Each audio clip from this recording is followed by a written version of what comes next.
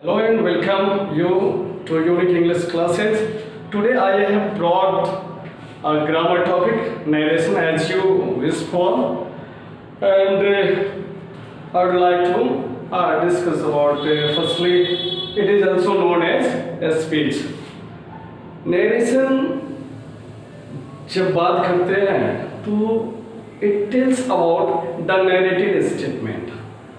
जो भी कथन है उसे हम नरेशन बोलते हैं. नरेशन का ही दूसरा नाम जो है स्पीच. तो here you will see there are two parts of speech, two kinds of speech. Speech के two kinds होते हैं. One is direct speech and another is indirect speech. पहला जो डायरेक्ट स्पीच है, दूसरा इनडायरेक्ट स्पीच है. Direct speech को आप जो है प्रत्यक्ष कथन भी कहते हैं, इनडायरेक्ट जो है अप्रत्यक्ष कथन कहते हैं.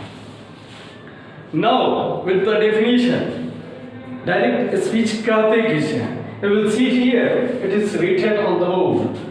When a speaker's statement or actual words is repeated same is called direct narration. जब किसी वक्ता के कथन को हूबहू उसी के शब्दों में दोहरा दिया जाए तो उसे आप कहोगे प्रत्यक्ष कथन, direct speech. But when a speaker's statement or actual words are not repeated the same, whether it is told in our own way, is called indirect speech. जब किसी भी वक्ता का कथन आपने सुना, उसको उसके शब्दों में नहीं दोहराकर आप अपने शब्दों में बोल रहे हो तो इनडायरेक्ट स्पीच कहलाता है, जिसे अप्रत्यक्ष कथन भी कहते हैं.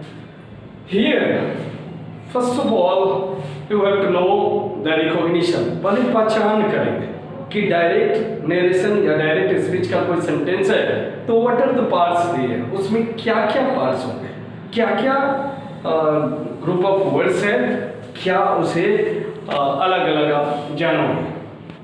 Here, for example, one sentence is given. He said to me, "I am your friend." अब देखो, he said to me के बाद comma है, and between the inverted commas, you have to see the sentences. I am your friend. comma के बाद inverted comma के अंदर एक statement है जिसे reported speech कहते हैं. आई एम योर फ्रेंड जो बिटवीन कॉमास है, इन्वर्टेड कॉमास है, और रिपोर्टेड स्पीच है. यहाँ जो है ही को सब्जेक्ट कहेंगे और मी को object. And said is reporting verb. Said जो है रिपोर्टिंग वर्ब है. अब आप कहोगे कि इसमें भी इस स्टेटमेंट में हमें जो है सब्जेक्ट ऑब्जेक्ट दिख रहा है, तो why you have written there with the person, first person, second person and third person. आप जानते हो यहाँ पर जो है I जो लिखा है that is also subject. वो subject है, but for further rules you have to know as persons between inverted commas. हमें आगे जो रूल्स पढ़ने हैं जिनमें आपको जरूरत पड़ेगी पर्सन की, इसलिए हम रिपोर्टेड स्पीच के अंदर के स्टेटमेंट में सब्जेक्ट ऑब्जेक्ट नहीं बनेंगे, पर्सन देखेंगे कि कौन सा पर्सन है. तो you had already known from noun class person है कि हाँ, प्रोनाउन में भी आपने जाना था. तो यहाँ हम देखेंगे फर्स्ट पर्सन आई हो गया, योर सेकेंड पर्सन है, फ्रेंड थर्ड पर्सन है. For your knowledge I would like to discuss once again. First person होता क्या है? The speaker is known as first person. वक्ता को ही फर्स्ट पर्सन कहते हैं, जिसमें आई का जो भी प्रोनाउंस दूसरा बना, मी, माई, माई सेल्फ जो है फर्स्ट पर्सन में है. उसी तरह we, our, us, ourselves भी फर्स्ट पर्सन में है. देन सेकेंड पर्सन में यू होता है. यू चाहे सिंगुलर में हो या प्लूरल में हो, that both you are second person, you related possessive pronoun or objective pronoun, your, you again, yourself जो कि रिफ्लेक्सिव है या इम्पेडिक में यूज होता है, that is also that second person. Third person की बात जब करते हैं, सेकेंड पर्सन लिसनर होता है, सुनने वाला। फर्स्ट पर्सन स्पीकर था, सेकेंड पर्सन लिसनर है, और third person we say about someone, जिसके बारे में हम जो बोल रहे हैं that is known as third person, वह थर्ड पर्सन होता है। तो थर्ड पर्सन में ही सी इट कोई भी नेम हो सकता है। ही से आपका हिम हो गया, हिज हो गया, सी से हर सेल्फ, उसी तरह हिम का हिम सेल्फ भी सेल्फ प्रोनाउन में हो जाएगा। दे से देयर, देम सेल्व्स, सब जो है थर्ड पर्सन में कहलाएंगे। राम श्याम कोई भी नेम है, सीता गीता, ये जो है थर्ड पर्सन में कहलाएंगे। तो you have to recall here that between important commas आप पर्सन में देखोगे and here you will see subject object and the verb will be called reporting verb. एक और चीज आया, इसमें एक वर्ब भी हो सकता है और वो वर्ब जो है वर्ब ऑफ रिपोर्टेड स्पीच कहलाएगा। तो इतनी चीजें आपको पहचान लेनी थी पहले। What further rules and how to change direct to indirect speech, आपको रिकॉग्निशन दिमाग में रखना होगा। First of all to change direct to indirect speech, direct से इनडायरेक्ट बनाने के लिए आखिर हमें कुछ रूल्स जानने होंगे, और those rules are here as general rules. सबके कुछ स्पेशल रूल होंगे, लेकिन जनरल रूल्स जो है that are applied for each and every cases.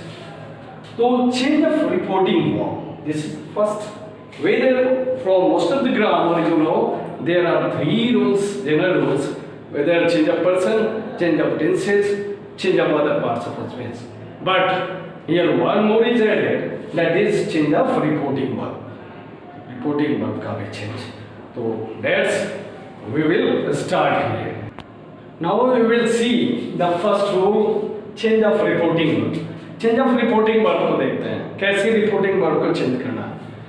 बाकी के रूल्स जो है ग्रेजुअली हम आगे चलेंगे, लेकिन यहाँ पे देखोगे डायरेक्ट स्पीच में अगर से टू मिल गया तो आप इनडायरेक्ट में उसका टेल यूज करोगे, सेज टू है तो टेल्स यूज करोगे, और सेड टू है तो टोल्ड यूज होगा इनडायरेक्ट स्पीच में। रहा बात की ये सेंटेंसेस के ऊपर डिपेंड करता है, that will be in which when you get assertive sentence. कब?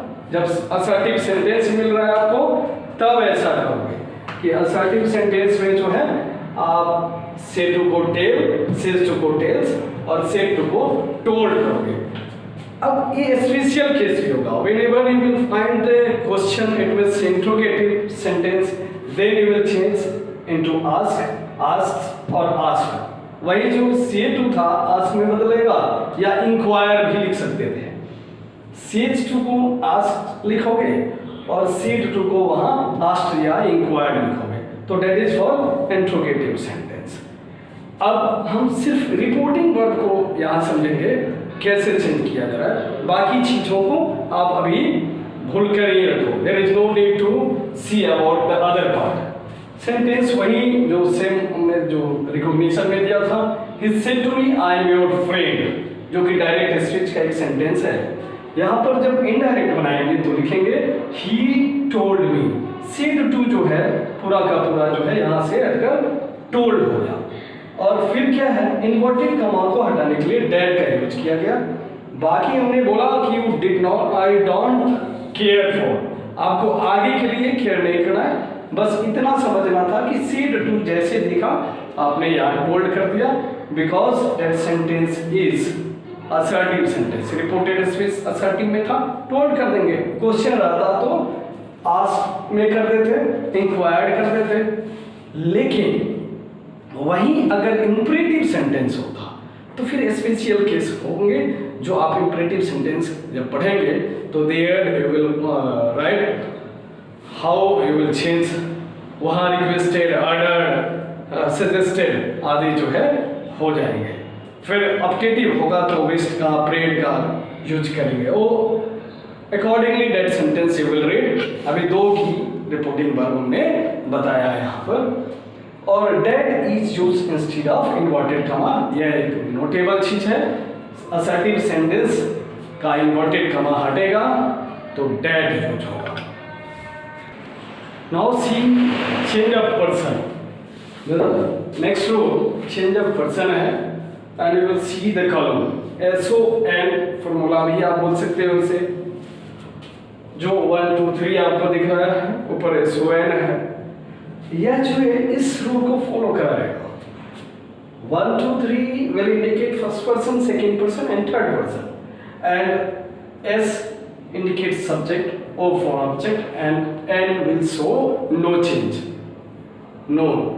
तो क्या होता है कि on the above column the persons are changed, person change होंगे तो इस SON फॉर्मूला पे चेंज होंगे, यानी फर्स्ट पर्सन अगर रिपोर्टेड स्पीच में है तो that will change according to subject, second person है तो that will change according to object, and third person अगर दिखा तो आप चेंज ही नहीं करोगे। And already I told you you will have to find the persons between the inverted commas into reported speech। जब भी पर्सन की बात करोगे तो रिपोर्टेड स्पीच के अंदर ही होगा। अब एक सेंटेंस देखते हैं यहाँ पर, She said to me I love your mother। ये एक डायरेक्ट स्पीच का सेंटेंस है जो इन्वर्टेड कमा के अंदर भी आप देख सकते हो, और रिपोर्टिंग वर्ब जो इन्वर्टेड कमा के पहले होगा। ये इनडायरेक्ट में हमने बनाया, तो बस आपको फॉलो करना है SON, पर्सन ही इसमें समझना है। इस सेंटेंस के माध्यम से सिर्फ पर्सन के बारे में सोचोगे, बाकी जो दो रूल बाकी रह रहा है जैसे कि change of tense and change of other parts of speech, उसके बारे में सोचना भी नहीं है। सी जैसे का तैसे आया, सेड टू को आपको टोल्ड बनाना था as the previous rule. She told me लिख दिया, इन्वर्टेड कॉमा को हटाया और डेड लगा दिया। I am talking about only the assertive sentence ये। उसके बाद यहाँ देखना है, ये फर्स्ट पर्सन है, आई इज फर्स्ट पर्सन, और फर्स्ट पर्सन जो है सब्जेक्ट के अनुसार बदलना था, और सब्जेक्ट क्या है, सी है। रिकॉग्निशन को फिर यहाँ पे लाना है, वो आपका जो है माइंड रिकॉल करेगा कि where is the subject and object, पहले इसको ढूंढ लेना होगा। तो सब्जेक्ट सी है तो आई के बदले यहाँ पर सी हो गया। अब वर्ब कैसे चेंज करना था, मैं बोला कि आप इस पर ध्यान मत देना। तो लव जो है लव हो गया, ये आगे पढ़ोगे क्यों हो गया। या फिर पर्सन देखो, ये पर्सन जो योर है या सेकेंड पर्सन है, आपको बताया कि पर्सन क्या है, कौन कौन सेकेंड पर्सन में होंगे, कौन फर्स्ट पर्सन, कौन थर्ड पर्सन में होगा। तो योर सेकेंड पर्सन है और सेकेंड पर्सन को ऑब्जेक्ट के अनुसार बदलना था। तो ऑब्जेक्ट क्या है, मी है, तो मी को हमने यहां माई लिखा। अब क्यों लिखा, just I am telling. Your का माई लिख दिया और मदर तो थर्ड पर्सन है, हमने चेंज नहीं किया। See here why I wrote here my. इसके लिए जब भी प्रोनाउंस को चेंज करना होगा, I will have to follow this column, always to change pronouns. Pronouns change करना है तो इसको फॉलो करना होगा। या देखो, आई जो सब्जेक्टिव केस में है, my possessive, me objective, we our us, you your you. फिर क्या होता है, ही का his him, she her her, they their them, और इट का इट इट्स इट होता है। तो 3 ऑफ द केसेस जो है आपको यहाँ रट लेने होंगे और देखना होगा कि अगर जो है योर जो है पॉजेसिव केस होता है, यहाँ योर पॉजेसिव केस है, सेकेंड कॉलम में है, तो सेकेंड पर्सन को ऑब्जेक्ट के अनुसार बदलना है, यानी मी के अनुसार बदलना है। तो मी यहाँ है, इसको भी सेकेंड कॉलम में लाना होगा, तो क्या होगा, माई होगा। तो योर का हमने माई लिख दिया। So there is no trouble against it. And okay, we will see the later part in the next video. आपको वहाँ पर जो है टेंसेस कैसे चेंज हो रहा है वो आप जो है देख पाएंगे, समझ पाएंगे, और फिर अदर जो काइंड्स ऑफ सेंटेंस है, जैसे कि क्वेश्चन में कैसे चेंज होगा, इम्परेटिव सेंटेंस में कैसे चेंज होगा, और एक्सक्लामेटरी में कैसे चेंज होगा। Okay, thanks.